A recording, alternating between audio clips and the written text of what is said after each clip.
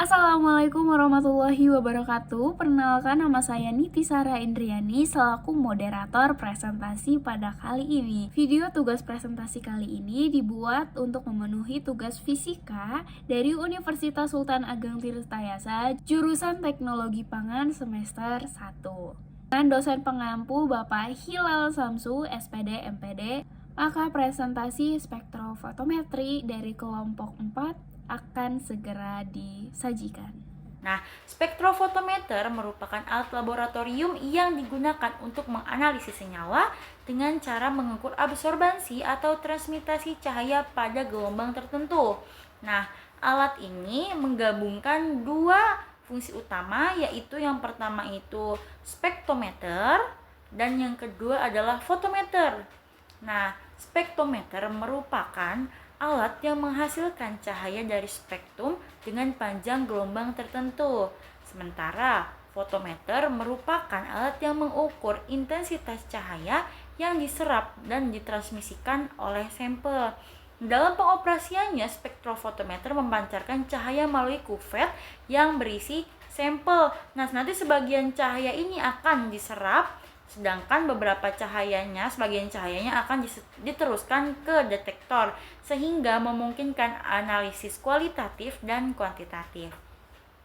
Spektrofotometer dapat digunakan dalam berbagai aplikasi termasuk analisis kimia, biokimia, pengujian kualitas air, atau industri farmasi untuk menentukan konsentrasi senyawa dalam. Sejarah spektrofotometer. Spektrofotometer pertama kali ditemukan pada abad ke-19, tepatnya pada tahun 1802, yang ditemukan oleh seorang ilmuwan yang bernama William Hyde Wollaston. Pada saat itu, William menemukan dalam sebuah spektrum optik matahari yang terdapat beberapa garis hitam. Hal ini mematahkan temuan sebelumnya yang menganggap bahwa spektrum optik matahari tidak tersusun oleh gradasi warna. Temuan William ini kemudian diperkuat lagi oleh seorang ilmuwan lainnya, yaitu bernama Joseph von Fraunhofer pada tahun 1814 hingga 1905, dan ditemukan sebuah alat untuk melihat spektrum, yaitu berbentuk seperti tabung dan kemudian dikenal sebagai spektrofotometer sederhana pada masa itu. Spektrofotometer pun akhirnya terus dikembangkan hingga saat ini, dan sekarang spektrofotometer hadir dengan bentuk yang modern. Komponen-komponen spektrofotometer. Komponen spektrofotometer itu ada 4, yaitu yang pertama sumber cahaya. Sumber cahaya berfungsi sebagai sumber sinar polikromatis dengan rentang panjang gelombang yang berbeda. Sumber cahaya yang digunakan yaitu lampu Wolfram. Keunggulan dari lampu Wolfram yaitu sebagai energi radiasi yang dibebaskan tidak berubah pada panjang gelombang yang berbeda. Lalu, komponen yang kedua yaitu monokromator. Monokromator merupakan alat yang berfungsi untuk menguraikan cahaya polikromator menjadi beberapa komponen panjang gelombang tertentu atau monokromalis dengan komponen yang berbeda atau terdispersi. Lalu komponen yang ketiga yaitu kuvet. Kuvet merupakan alat yang digunakan untuk mengukur konsentrasi reagen yang dibaca pada spektrofotometer. Kuvet berbentuk jajar genjang, lebih tepat untuk pengukuran cahaya, karena cahaya yang jatuh dengan sudut tegak lurus pada permukaan kuvet. Komponen yang keempat yaitu detektor. Peranan detektor penerima adalah pemberi respon terhadap gelombang cahaya yang berbeda. Gelombang detektor akan mengubah cahaya menjadi sinyal listrik yang selanjutnya akan ditampilkan oleh penampil data dalam bentuk jarum langkah digital. Berdasarkan macamnya, spektrofotometer dibagi dua, yaitu spektrofotometer cahaya yang terdapat spektrofotometer visible yang menggunakan cahaya tampak sebagai sumber energinya. Cahaya visible ini merupakan spektrum yang dapat ditangkap oleh mata manusia. Panjang gelombangnya juga yaitu 380 sampai 750 nanometer. Lalu sampel yang digunakan merupakan sampel berwarna. Dan selanjutnya ada spektrofotometer UV yang menggunakan cahaya ultraviolet sebagai sumber energinya. Dengan memiliki kepanjangan gelombang 190 sampai 100 sampai 380 nanometer, spektrofotometer ini tidak dapat dideteksi oleh mata manusia. Lalu lampu deuterium pada spektrofotometernya digunakan sebagai sumber sinar dan sampel yang digunakan juga tidak berwarna untuk menghindari dari hamburan cahaya. Selanjutnya terdapat spektrofotometer UV vis yang menggunakan sumber cahaya sinar ultraviolet dengan panjang gelombang 100-400 nanometer dan infrared 380-700 nanometer dengan sampel yang dapat berupa larutan berwarna dan tidak berwarna. Konsentrasi larutannya sebanding dengan jumlah sinar yang diserap zat dalam larutannya. Selanjutnya ada spektrofotometer infrared yang menggunakan metode pengamatan berdasarkan interaksi molekul dengan radiasi elektromagnetik dengan daerah panjang gelombang cahaya infrarednya yaitu di kisaran 0,75 sampai 100 mikrometer.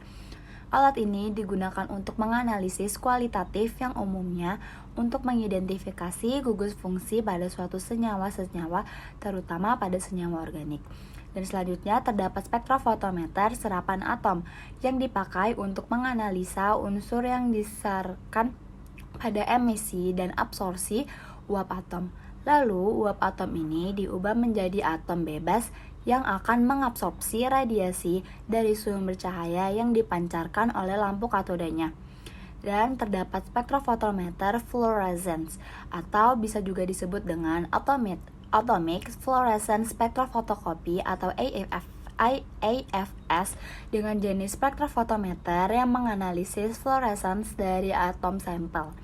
Di dalam spektrofotometer ini terdapat mencangkup penggunaan sorotan sinar yang biasanya sinar UV yang dapat melikasi elektrod dalam atom dan menyebabkan energi yang tersimpan di dalam atom lalu dilepaskan oleh atom itu sendiri. Dan berdasarkan kelasnya terdapat single beam yang merupakan komponen yang disusun tunggal dan lebih murah serta pemeliharaannya juga mudah. Dibutuhkan standar referensi untuk mengukur intensitas cahayanya sebelum dan sesudah sampel yang dimasukkan. Selanjutnya terdapat double beam yang merupakan sumber cahaya yang dibagi menjadi dua berkas cahaya yang setelah melewati manometer. Berkas cahaya yang satu digunakan untuk sampel dan berkas cahaya lainnya untuk reference standar. Konfigurasi ini sangat menguntungkan karena pembaca sampel dan standar dapat dilakukan secara bersamaan sehingga pengukuran menjadi independen dari variasi intensitas sumber cahaya tersebut. Oke, selanjutnya saya akan menjelaskan tentang prinsip kerja dari spektrofotometer. Seperti yang sudah dijelaskan sebelumnya, bahwasanya spektrofotometer itu dibagi menjadi dua jenis, berdasarkan sumber cahaya dan berdasarkan kelasnya. Di sini saya akan menjelaskan berdasarkan sumber cahaya terlebih dahulu. Nah, pada prinsip yang pertama itu kita bisa melihat adanya sumber cahaya. Nah, sumber cahaya di sini itu bisa diganti. Jika kita menginginkan sinar tampak, kita bisa memakai lampu yang namanya tungsten. Dan untuk sinar yang tidak tampak atau infrared, itu kita bisa memakai lampu yang namanya deuterium. Nah, sumber cahaya ini akan memancarkan cahaya yang sifatnya polikromatis, yaitu cahaya yang memiliki banyak sekali panjang gelombang. Nah, cahaya ini akan diteruskan, akan masuk ke slit. Nah, slit ini fungsinya untuk memfokuskan cahaya dari sumber cahaya. Nah, jadi nggak semua dari sumber cahaya itu masuk, cuma yang difokuskan aja, kayak gitu. Nah, setelah cahaya yang difokuskan melalui slit ini akan masuk dan diteruskan ke yang namanya prisma. Nah, prisma ini fungsinya memecah cahaya dari sumber cahaya itu menjadi beberapa panjang gelombang. Nah, makanya kita bisa lihat di situ ada beberapa warna ya. Jadi tiap warna itu punya panjang gelombangnya masing-masing, kayak gitu. Nah, dari banyaknya panjang gelombang ini, berbagai macam warna ini akan diteruskan lagi dari prisma ke slit yang kedua. Nah, slit yang kedua ini sifatnya otomatis. Jadi, sumber cahaya yang bisa masuk ke dia itu cuma sumber cahaya yang sesuai sama gelombang yang udah di-set di spektrofotometer kita gitu. Jadi makanya kita bisa lihat di gambar, nggak semua warna itu bisa masuk. Jadi cuma warna tertentu aja yang panjang gelombangnya sesuai dengan yang udah di-set gitu di spektrofotometer kita. Nah, 3 rangkaian ini yaitu slit pintu masuk, terus prisma, terus slit pintu keluar itu dinamakan monokromater. Nah, 3 rangkaian ini menjadikan sumber cahaya yang tadinya bersifat polikromatis menjadi monokromatis, yaitu yang tadinya panjang gelombangnya banyak jadi mempunyai satu panjang gelombang, itu mono, yaitu satu gitu kan. Nah, cahaya dari slit yang kedua ini akan diteruskan menuju ke kuvet. Nah, di dalam kuvet ini terjadi yang namanya penyerapan cahaya dan transmisi cahaya. Nah, penyerapan cahaya ini terjadi karena adanya eksistensi elektron, di mana elektron itu yang tadinya berada di dasar dalam keadaan standar naik ke satu tingkat yang lebih tinggi karena adanya energi dari cahaya tersebut. Nah, penyerapan cahaya ini juga tergantung dari konsentrasinya. Semakin tinggi konsentrasi sampel itu cahaya yang diserap itu akan semakin banyak gitu. Jadi cahaya yang ditransmisikan juga akan semakin sedikit kalau misalkan konsentrasinya itu lebih tinggi kayak gitu. Nah, setelah terjadi proses itu di kuvet, cahaya yang berhasil ditransmisikan itu akan diteruskan ke detektor. Nah, detektor ini akan mengubah sumber cahaya itu menjadi listrik. Nah, setelah menjadi listrik, detektor ini akan meneruskan lagi ke komputer atau recorder. Nah, recorder ini akan membaca listrik dari detektor dan menjadikannya sebuah persen transmitan. Nah, persen transmitan ini akan diteruskan lagi ke spektrum. Nah, spektrum ini akan menangkap persen transmitan itu menjadi sebuah nilai absorban dan nilai panjang gelombang dari sampel tersebut. Nah, itu yang pertama yang saya jelasin tadi itu single beam, karena dia cuma bisa mengecek satu sampel. Tadi sempat saya singgung kalau misalkan spektrofotometer itu berdasarkan kelasnya kan. Nah, itu ada single beam dan double beam. Tadi yang saya jelasin itu single beam karena dia cuma bisa mengecek satu sampel saja. Nah, di sini ada yang double beam, itu dia bisa ngecek dua sampel sekaligus, yaitu reference cell dan sampel cell. Kayak gitu aja bedanya kalau misalkan single beam dan double beam. Jadi kalau double beam itu dia bisa langsung dua sampel, kalau misalkan single beam itu cuma satu. Untuk menggunakan spektrofotometer yang benar, yang diharapkan untuk membaca buku panduan terlebih dahulu. Hal ini karena setiap penggunaan spektrofotometer memiliki prosedur yang berbeda-beda. Bukan karena jenisnya, tapi merek juga mempengaruhi user interface antar brand satu dengan brand lainnya. Adapun urutan prosedur analisa menggunakan spektrofotometer secara umum. Yang pertama, tentukan sampel yang akan dianalisa. Yang kedua, tentukan senyawa apa yang akan dinilai dari sampel. Yang ketiga, akan lebih baik jika mencari referensi mengenai senyawa yang akan dianalisa dan hubungan penggunaan dengan spektrofotometer. Yang keempat, siapkan sampel lainnya untuk melakukan analisa dengan spektrofotometer. Yang kelima, nyalakan spektrofotometer dan mulai bekerja sesuai jenis spektrofotometer. Yang keenam, setelah selesai dan mendapatkan hasil, catat untuk mempermudah proses perbandingan. Yang ketujuh, bersihkan spektrofotometer jika sudah selesai dan ingatlah selalu mengeluarkan kuvet dari kompartemen. Yang kedelapan, matikan dan cabut data jika tidak digunakan dalam waktu yang lama.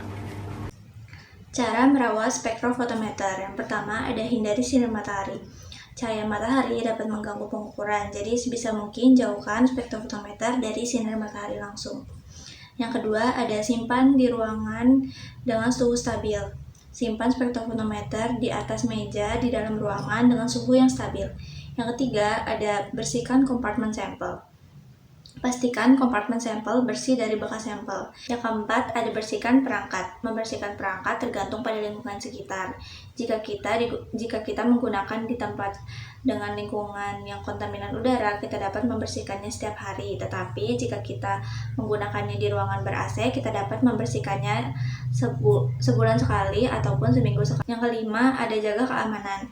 Hindari cedera diri dengan tidak menatap sinar laser ataupun pantulannya. Kemudian yang keenam, ada simpan sampel dengan baik.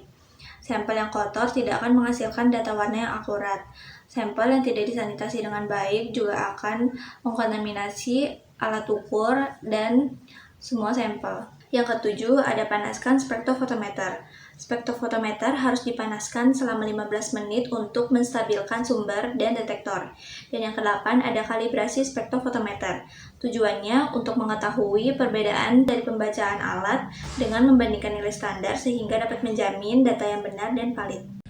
Nah, asal-usul dari persamaan atau hukum Lambert-Beer ini yakni pada tahun 1729 ada yang ilmuwan yang namanya Bouguer. Dan pada tahun 1760 ini ada juga ilmuwan yang namanya Lambert. Nah, dua ilmuwan ini mengemukakan bahwa energi elektromagnetik itu bila diabsorpsikan oleh suatu larutan, maka kekuatan atau energi yang akan ditransmisikan itu akan turun secara geometri atau eksponensial dengan ketentuan jarak atau panjang yang ditempuh oleh gelombang tersebut. Nah, Lambert dan Beer ini juga mengemukakan bahwa sinar yang keluar dari sampel itu mempunyai radiasi. Nah, apabila kita ketahui cara atau prinsip kerja dari spektrofotometri ini merupakan cahaya yang dipantulkan dari sumber cahaya yang diradiasikan atau akan diabsorpsikan oleh larutan. Untuk mengetahui nilai kualitas dan juga kuantitasnya. Nah, apabila sinar atau cahaya yang yang diabsorpsikan dan diserap oleh larutan itu bernilai dengan P0 dan radiasi yang dikeluarkan sehabis diabsorpsi itu akan bernilai dengan P. Maka dapat kita ketahui nilai transmitansinya adalah P per P0.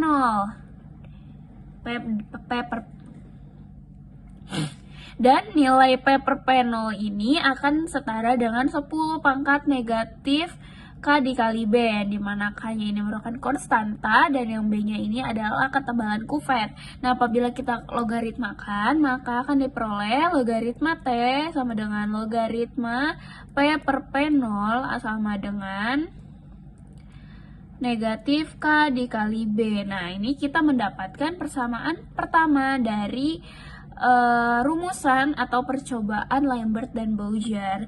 Nah, kenapa harus konstanta dikali dengan B? Kenapa harus dikali dengan ketebalan kuvert? Karena nilai transmitansi dari percobaan mereka ini didapatkan nilai transmitansi itu sangat berpengaruh atau linear dengan yang namanya ketebalan kuvert. Nah, dan selanjutnya pada tahun 1852 ada dua ilmuwan yang namanya Beer dan juga Bernard. Nah, dua orang ini menyatakan hukum yang hampir sama, namun dengan percobaan yang terpisah, bahwa nilai transmitansi itu akan dipengaruhi dengan konsentrasi dari larutan tersebut. Jadi, semakin besar atau semakin banyak konsentrasi dari suatu larutan, maka nilai transmitansinya juga akan semakin besar. Apabila konsentrasinya tidak terlalu banyak atau sedikit, maka nilai transmitansinya juga cenderung rendah. Maka dapat kita hitung nilai transmitansinya, yaitu T sama dengan P per P0 yang akan sama nilainya dengan 10 pangkat negatif K dikali C. Nah, C-nya ini apa sih? C-nya itu yang tadi, konsentrasi dari larutan atau dari sampel. Nah, apabila kita logaritmakan, maka akan didapatkan logaritma T sama dengan logaritma P per P0 akan sama nilainya dengan negatif K dikali C. Nah, kita dapat lagi nih persamaan yang kedua. Nah, apabila persamaan 1 dan persamaan 2 kita gabungkan, maka akan didapat nilai logaritma T akan sama dengan logaritma P per P0 yang akan nilainya sama dengan negatif A dikali B dan dikali C. Nah, A ini apa? Kenapa dia tiba-tiba ada A? Nah, A-nya ini merupakan nilai absorbansivitas atau nilai absorbansivitas molar. Nah, seperti kita ketahui bahwa nilai P per P0 itu akan sama dengan T. Apabila kita logaritmakan, akan mendapatkan logaritma T sama dengan negatif A dikali B dikali C. Nah, apabila minusnya kita pindah ruaskan, maka akan didapatkan negatif logaritma T per A dikali B dikali C. Nah, apabila kita positifkan kembali, logaritmanya akan bernilai dengan logaritma 1 per T sama dengan A dikali B dikali C. Nah, yang seperti kita ketahui lagi nih, nilai absorbansi itu bernilai dengan logaritma 1 per T yang akan bernilai dengan absorbansivitas. Dari yang kita ketahui tadi bahwa nilai logaritma 1 per T itu senilai dengan nilai absorbansi, maka dari persamaan ini kita dapatkan bahwa nilai absorbansivitas suatu larutan itu dapat dinilai dari A dikali B dikali dengan C. Nah, ini merupakan hukum Lambert-Beer. Nah, jadi itu merupakan asal-usul dari hukum atau persamaan Lambert-Beer. Nah, tadi juga saya menuliskan nih bahwa P per P0 itu sama dengan T. Dan nilai logaritma 1 per T itu merupakan nilai absorbansi. Nah, dapat kita cari juga nih hubungan antara absorbansi dengan yang namanya transmutasi. Nah, kita dapat ketahui nih, apa sih hubungannya atau persamaannya? Nah, untuk mencari persen transmutasi atau persen transmutasi dari suatu larutan atau suatu percobaan, kita dapat ketahui bahwa persen transmutasi itu dapat dicari dengan rumus P0 per P dikali 100. Nah, dapat kita ketahui bahwa P0 per P itu merupakan nilai atau senilai dengan nilai absorbansi, yaitu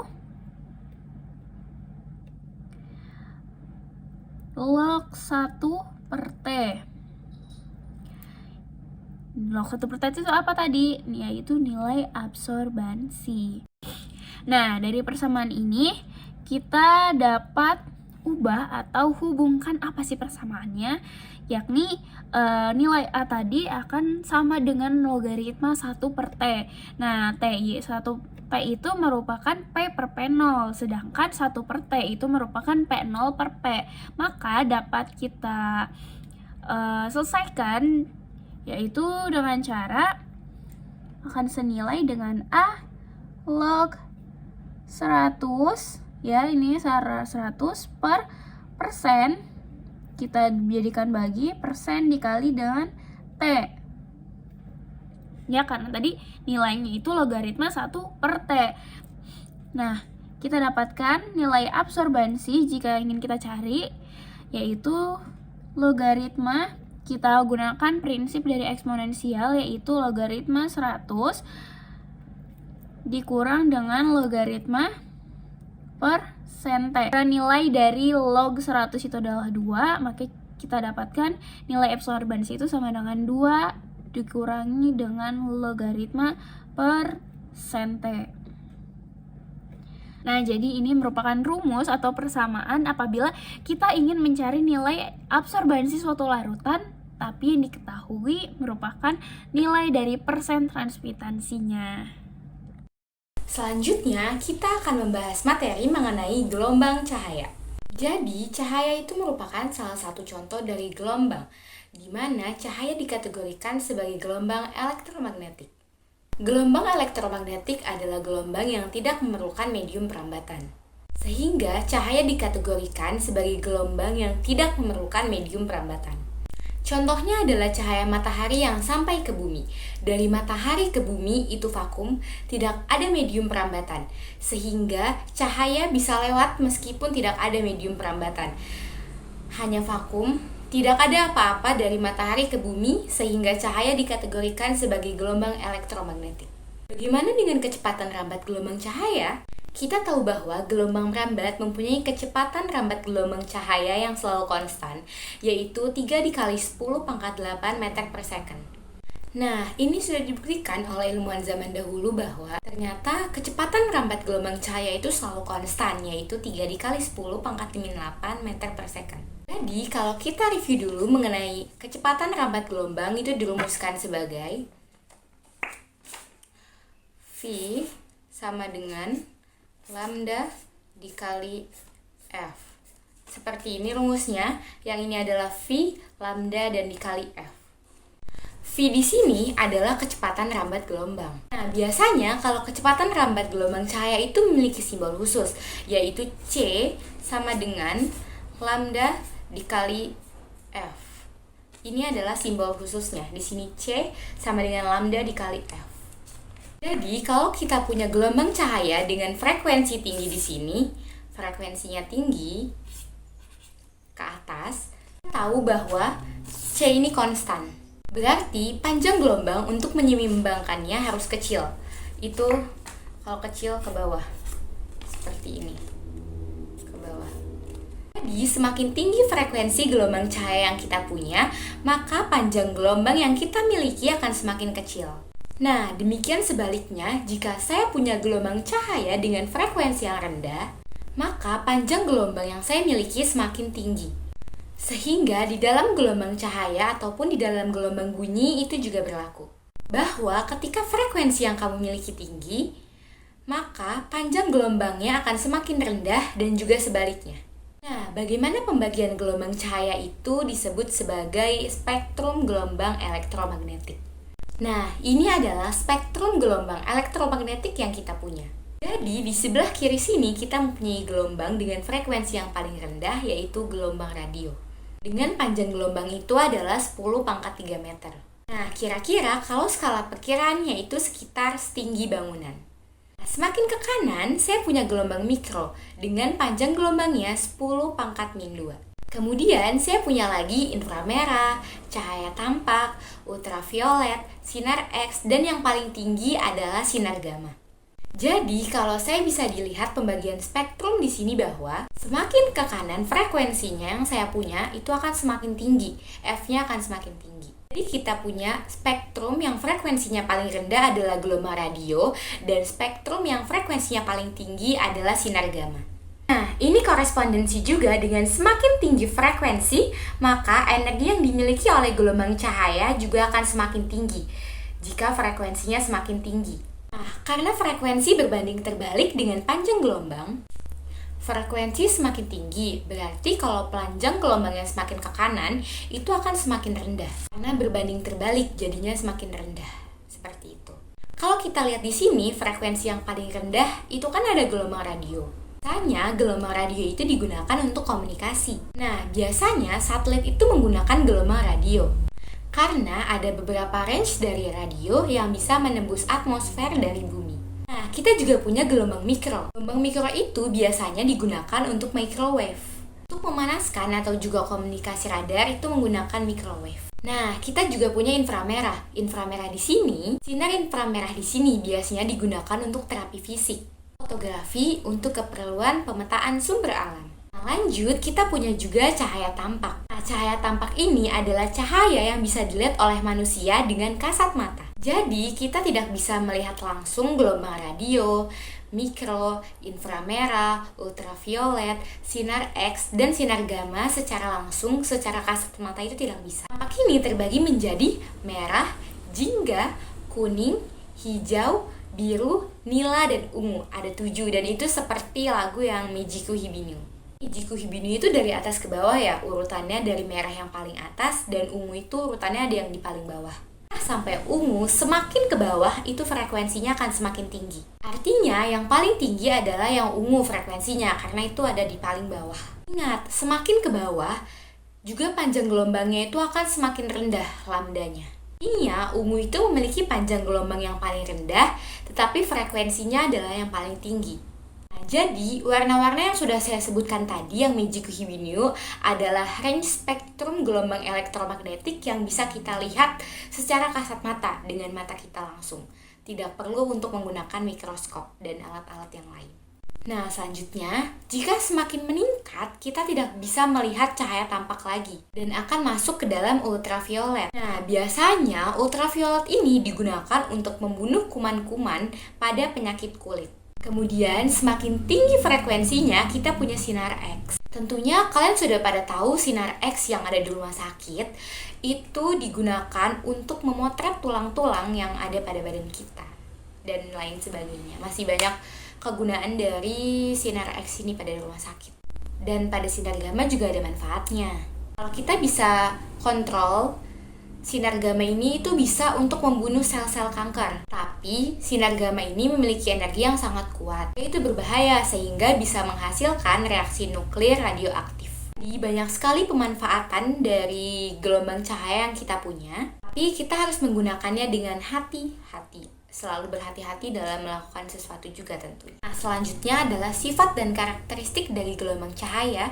Yang pertama itu ada merambat lurus. Secara alami, cahaya mempunyai arah rambat lurus. Ini dapat dibuktikan dengan nyala laser, flashlight, atau senter pada ponsel. Sinar dapat mengalami perubahan apabila ada gangguan dari lingkungan luar, pergerakan sumber cahaya dan media perambatan. Dua adalah dapat dibiaskan atau refraksi. Refraksi adalah perubahan arah cahaya masuk yang merambat dari media satu ke media lainnya. Pembiasan umumnya terjadi karena muncul perbedaan indeks bias. Selain itu, perubahan arah yang terbentuk bergantung pada indeks bias untuk setiap media yang digunakan. Yang ketiga adalah dapat diserap atau absorpsi. Saat suatu material atau bahan transparan terkena paparan cahaya, sebagian energi yang berasal dari cahaya akan mengalami penurunan dari bahan tersebut menjadi energi kalor atau panas. Hal tersebut terjadi secara natural pada mata guna melihat berbagai warna yang ada di lingkungan sekitar. Yang keempat, menembus benda bening. Selanjutnya, cahaya bisa menembus benda bening, misalnya lampu yang digunakan pada rumah. Cahaya bisa keluar dari kaca dan membuat ruangan di dalam rumah menjadi lebih terang. Yang kelima, dapat dipantulkan atau refleksi. Tidak hanya bisa merambat lurus, gelombang cahaya juga bisa dipantulkan. Sifat ini akan terlihat cukup baik jika cahaya memang jatuh pada permukaan benda yang bisa membuat cahaya tersebut memantul. Contoh sederhananya adalah cermin. Yang keenam, yaitu dapat diserahkan atau polarisasi. Polarisasi cahaya adalah ketika terjadi pengurangan intensitas cahaya. Ini karena sifat cahaya yang tegak lurus dengan arah rambatan. Kondisi ini dapat membuat cahaya hanya terbatas pada satu arah bidang. Apabila cahaya diarahkan pada media polarisitator, maka intensitasnya akan berkurang karena komponen gelombang cahaya yang turut berkurang, contohnya pada filter kamera. Yang ketujuh, lentur atau difraksi. Terakhir adalah cahaya bisa melentur atau difraksi. Ini adalah kondisi ketika cahaya merambat, kemudian menembus penghalang. Contohnya adalah cahaya yang memasuki lubang berukuran kecil di ruangan tertutup. Meski sempit, cahaya tetap dapat masuk karena terjadi pembelokan cahaya yang terdifraksi. Selanjutnya, itu ada daya urai optik dari spektrofotometer. Nah, yang pertama, itu ada lebar celah atau slit field. Tadi sudah saya jelaskan bahwasanya celah itu gunanya untuk memfokuskan cahaya. Nah, semakin sempit celah, itu cahaya yang dihasilkan akan semakin tinggi resolusinya. Tetapi, jika celah terlalu sempit juga, itu akan menurunkan intensitas cahaya yang masuk sehingga sulit untuk diukur. Yang kedua yaitu ada dispersi optik. Nah, dispersi optik yang dimaksud di sini itu yaitu prisma. Tadi fungsi dari prisma itu untuk menguraikan panjang gelombang, gitu kan, memecah panjang gelombang. Nah, semakin tinggi kemampuan dispersif dari prisma, itu akan semakin baik dalam menguraikan panjang gelombang, sehingga meningkatkan daya urai. Yang ketiga itu ada detektor. Fungsi dari detektor itu tadi untuk menangkap sinyal kan. Nah, semakin sensitif detektor dari sebuah spektrofotometer, itu akan semakin cepat dalam menangkap perubahan kecil yang terjadi. Nah, spektrofotometer yang memiliki detektor lebih sensitif itu akan semakin lebih baik. Kesimpulan dari presentasi tentang spektrofotometer adalah spektrofotometer merupakan piranti yang menghasilkan spektrum sinar dengan panjang gelombang tertentu. Sedangkan fotometer merupakan piranti yang digunakan untuk mengukur intensitas cahaya yang melewati suatu sampel yang berfungsi untuk menganalisis senyawa dengan cara mengukur absorbansi dengan fungsi utama spektrometer dan fotometer. Terima kasih dan cukup sekian dari presentasi kelompok 4 mengenai materi spektrofotometri. Saya tutup, saya mohon undur diri. Wassalamualaikum warahmatullahi wabarakatuh.